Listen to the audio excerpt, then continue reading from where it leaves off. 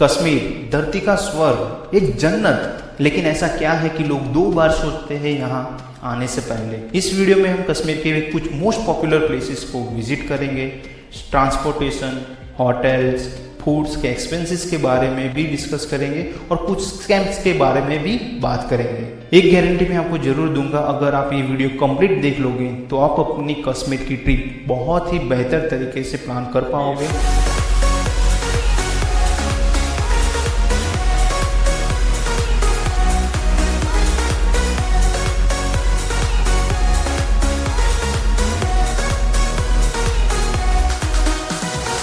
अगर आपने कश्मीर सीरीज के मेरे सारे वीडियोस देखे होंगे तो आपको पता ही होगा कि हमने कश्मीर एक पैकेज थ्रू ट्रैवलिंग किया था, जिसके बारे में हम बाद में बात करेंगे। लेकिन हमारा पैकेज 6 नाइट एंड 7 डेज का था और हमने एक दिन एक्स्ट्रा भी ऐड करवाया था हमारे हिसाब से ट्रैवलिंग करने के लिए, जिसकी वजह से हम ये जान पाए कि एक दिन का कितना एक्सपेंस हो सकता है और हम कैसे मैनेज कर पाते हैं। तो चलिए इस खूबसूरत जर्नी की शुरुआत करते हैं।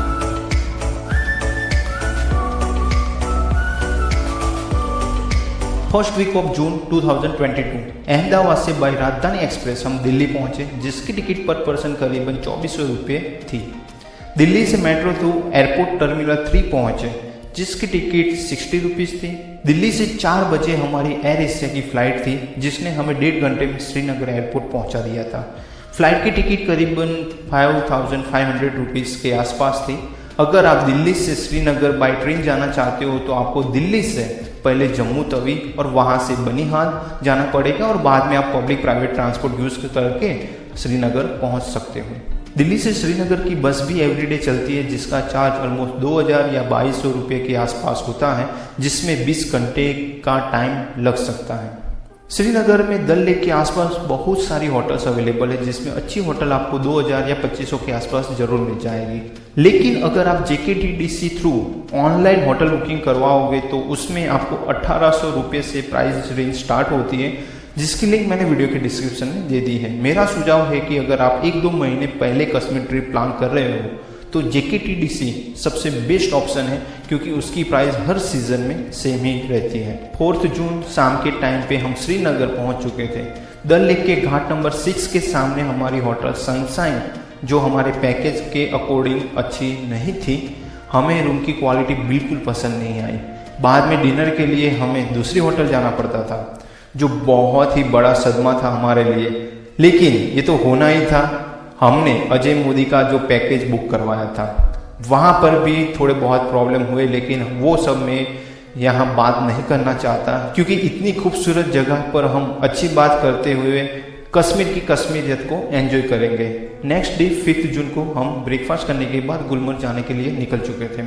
कैब का अरेंजमेंट हमारे पैकेज थ्रू ही था। ऐसे भी फैमिली के साथ ट्रैवल कर रहे थे और ज़्यादा स्ट्रगल ना करना पड़े, इसीलिए हमने पैकेज बुक करवाया था। श्रीनगर से गुलमर्ग का डिस्टेंस करीबन 50 किलोमीटर है, जिसमें 1.5 घंटे जितना टाइम लग सकता है। गुलमर्ग जाते हुए रास्ते में टंगमर्ग से पहले 5 मिनट का हमने ब्रेक लिया फोटोग्राफी के लिए, और यहाँ से हमने कुछ बहुत ही खूबसूरत नज़ारे को एंजॉय किया। टंगमर्ग में आपको स्नो एक्टिविटी के इक्विपमेंट लेने के लिए फोर्स किया जाएगा, जैसे कि गन शूज, जैकेट एक्सेट्रा। लेकिन अगर आप समर में ट्रैवलिंग कर रहे हो तो मेरे हिसाब से उसकी कोई ज़रूरत नहीं। गुलमर्ग में टैक्सी स्टैंड पर आपको छोड़ा जाएगा, वहाँ से सिर्फ 10 से 15 मिनट का वॉकिंग डिस्टेंस है गोंडोला के लिए। अगर आप हॉर्स राइड थ्रू फेज 1 जाना चाहते हो तो आपको बहुत सारी बार्गेनिंग करनी पड़ेगी। आपको 2000 या 3000 भी कहेंगे, लेकिन आपको 500 रुपये के आसपास ही बार्गेनिंग करनी है। गुलमर्ग में गोंडोला राइड की टिकट बुक आपको एटलीस्ट 1 मंथ पहले ऑनलाइन करवा लेनी चाहिए, क्योंकि बाद में शायद ऐसा भी हो सकता है कि आपको टिकट ना भी मिले। गोंडोला टिकट बुकिंग लिंक मैंने वीडियो के डिस्क्रिप्शन में दे दी है। गोंडोला राइड के लिए बहुत ही भीड़ होती है, तो आपको जितना जल्दी हो सके यहाँ पहुँच जाना चाहिए। अगर आप सुबह 9 बजे से पहले यहाँ पहुँच जाते हो तो आप ज़्यादा एंजॉय कर पाओगे। गोंडोला राइड करते हुए हम फेज 1 पहुँच चुके थे। वहाँ हमने काफ़ी एंजॉय किया, बहुत सारी फोटोग्राफी भी की। हमारी फेज 2 की टिकट नहीं हुई थी, और वैसे भी हमारे पास छोटे बच्चे थे तो हम फेज 2 जा ही नहीं पाते। बाद में हम वापस गुलमर्ग आके यहाँ जो शिव टेम्पल है वो विजिट किया और शाम को वापस श्रीनगर पहुँच गए। नेक्स्ट डे 6 जून को ब्रेकफास्ट करने के बाद हम पहलगाम जाने के लिए निकल चुके थे। वैसे तो श्रीनगर से पहलगाम का डिस्टेंस करीबन 90 किलोमीटर है, जिसमें 2.5 से 3 घंटे जितना टाइम लग सकता है। रास्ते में हमने केसर और ड्राई फ्रूट्स की एक शॉप भी विजिट की, एप्पल फार्म भी विजिट किया और दोपहर तक पहलगाम में जो हमारी होटल थी गुड लक वहाँ पहुँच चुके थे। वहाँ लंच किया, लेकिन यहाँ पर भी खाना खाने के लिए हमें दूसरे होटल जाना पड़ता था। सच में बहुत ही बेकार पैकेज था हमारा। और बाद में बाइसरन वैली जाने के लिए हम आगे बढ़े। बाइसरन वैली आप हॉर्स राइड करते हुए भी जा सकते हो या ट्रैकिंग करते हुए भी जा सकते हो।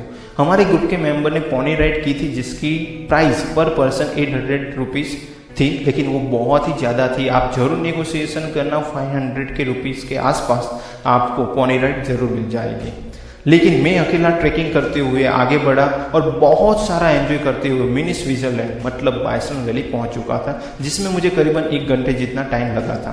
अगर आप हॉर्स राइड करके बाइसरन वैली आओगे तो आपको सिर्फ 1 घंटे जितना टाइम ही स्पेंड करने को मिलेगा, लेकिन आप ट्रैकिंग करके आओगे तो आप अनलिमिटेड टाइम स्पेंड कर सकते हो। तो आप जब पोनी राइड करो तो ये बात जरूर क्लैरिफाई कर लेना कि आपको बाइसरन वैली में कितना टाइम स्पेंड करने को मिलेगा।